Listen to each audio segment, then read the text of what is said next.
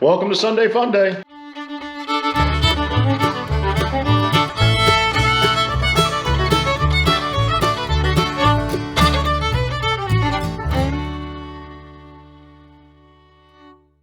It's a beautiful day, a little breezy outside, it's a little chilly, so we're getting some stuff done in here, mainly just stuff I feel like doing because it's Sunday Fun Day.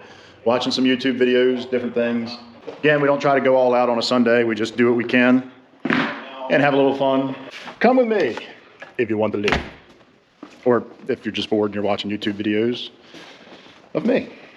We got to do some proctology on this tractor. A few years ago, after I first got this tractor, remote number 1 was leaking down. When you lifted the implement up, it would slowly come back down all on its own without touching the levers up in the cab.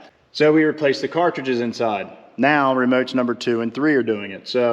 Or I should say remote number 2 is doing it. 3 is doing it, but very, very, very slow. Either way, it shouldn't be doing it all. So if we got to take one off, we're going to go ahead and do them both. Not that expensive. Yes, a little time consuming. You're going to get, hey, imagine I'm going to get hydraulic fluid on myself. Like, that's never happened in the last month. So this is all it is. Okay, it's just a cartridge. This cartridge slides up inside, and actually right there is where that remote goes to.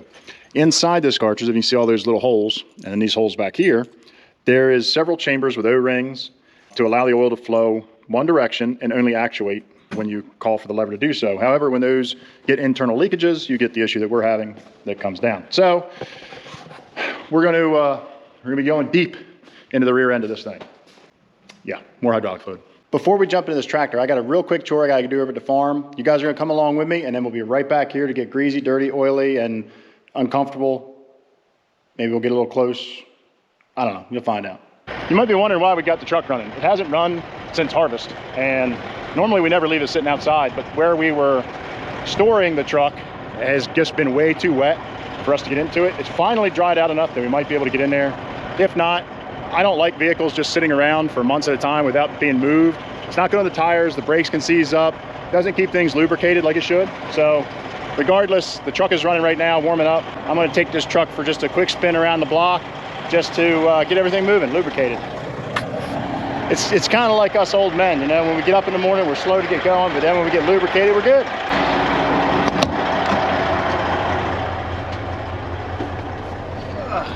Okay. Yeah, cold. Whew, yeah, pump the seat up. And that'll be the only raise I get this year. Where can I set you guys? That's aluminum. That doesn't hold anything. Yeah, there's a piece of steel. That works. So this truck hasn't been driven in a few months, so I fully expect the brakes to give me a little bit of trouble getting out of here. So we're gonna put it in low just to fight the brakes. Oh, there goes one brake pop. Ah, really wasn't that bad. Everything freed up. Everything freed up pretty quick. Who'd have thunk it?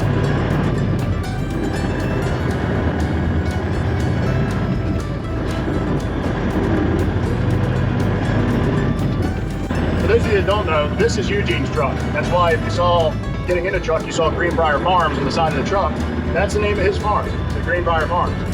And he bought this truck a few years ago, and we've been using it to haul corn and soybeans down to Snow Hill, Maryland, which is about a 35, 40-minute ride, minus waiting in the long corn lines down there, but they do offer the best price in town. Sunday drivers, taking their time, going by the house. Kids always love it when I do this.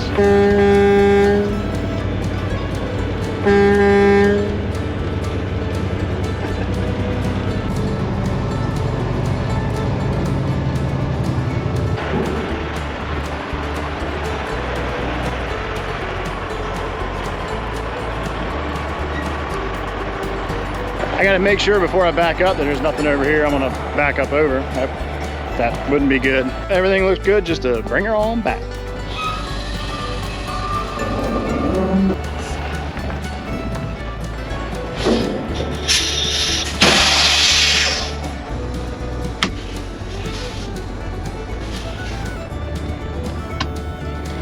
Done. Truck ran beautifully. This first thing we gotta do is this quick hitch is in the way. I thought about taking it off. I'm just gonna see if it'll go down low enough to get out of the way and then I don't have to deal with it. Because really the only thing we've got to work on is up here. So we just got to take this frame off and take all these valves off, which means taking off all the hoses in the back down there. So, gotta start tractor up. You wanna come help? You gonna start it for me? Yeah. All right, climb on up.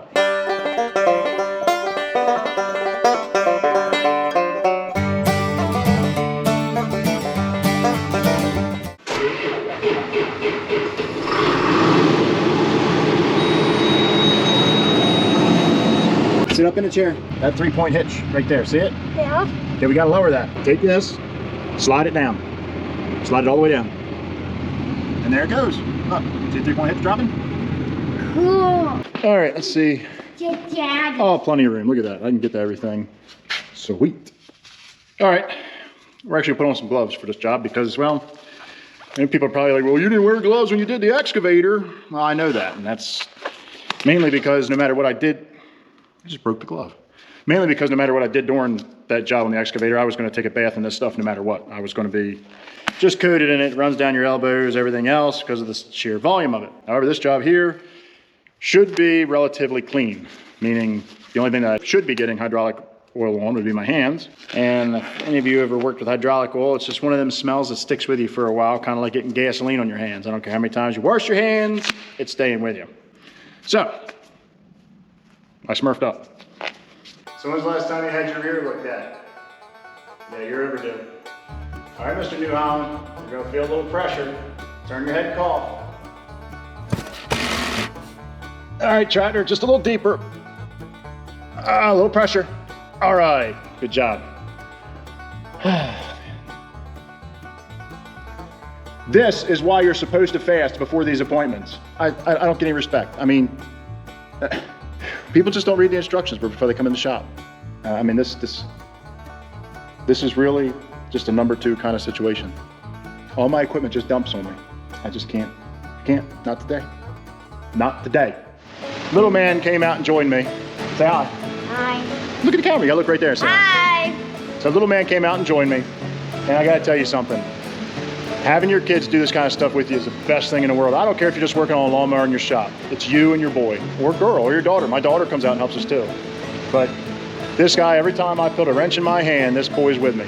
And let me tell you something. Yes, it might make the job just a little bit longer, but that time shared, that time spent with your son or your daughter, your kids, you can't take it away. You can't replace it. Not only that, he's learning valuable lessons. He's learning numbers by knowing fractions and wrenches and sockets. He's learning experience on how things come apart, how they go together.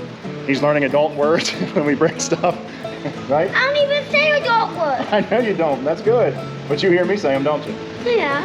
Yeah. And I also fun with Daddy out when he's looking with something. Yep.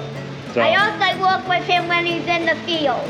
but it's just that sense of pride I have right now. I felt like it needs to be shared, and I think more parents need to slow down. Not that I'm a perfect parent, I'm not even close to it.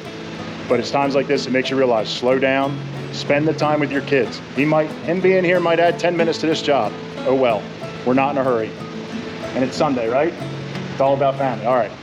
Okay, here we go. 1, 2, 3. Ah. Okay. All right. All right, everything's off. We got the 2 top remotes off that we need to replace, which was remotes 2 and 3. And as you can see, we got all the hoses left over here. Had to move that bulkhead out of the way.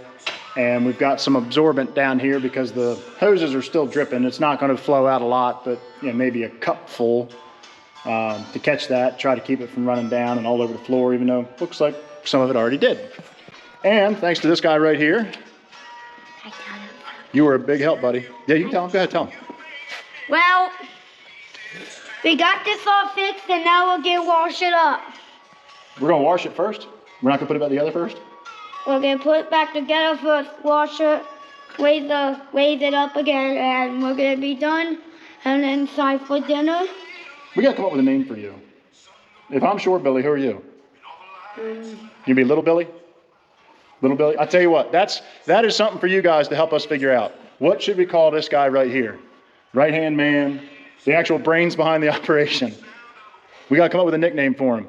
Leave a comment down below and tell us what you think would be a good nickname for this little guy. Here are the actual 2 remote connectors. I don't know what you call them. Cartridges.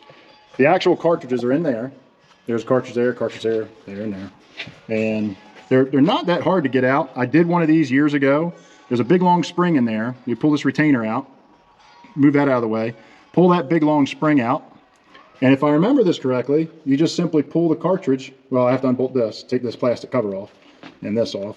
And then the cartridge just slides out. Okay, this is all there is to it. Take this spring out that does like a figure 8 around inside there and take the snap ring out of the front, and then the cartridge comes right out. So there's the old antique, no good, rotten cartridge.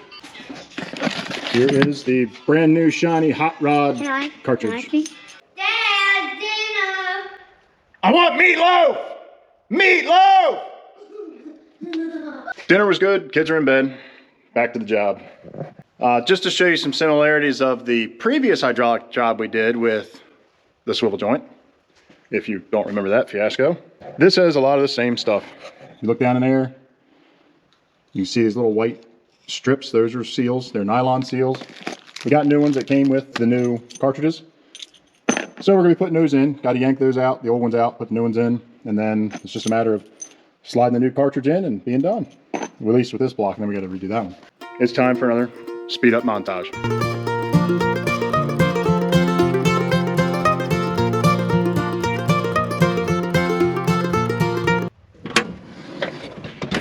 See, under that subscribe button's around here somewhere. Oh, there it is. Now where did I put those thumbs ups at? Oh, got it. So anyway, with that, thank you all for watching. And goodbye from Delmarva. Shorebelly Farmer, out.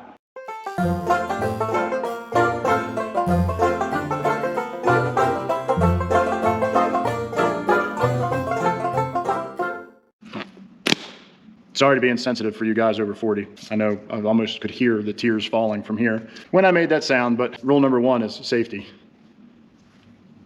I'll put that away. Yikes.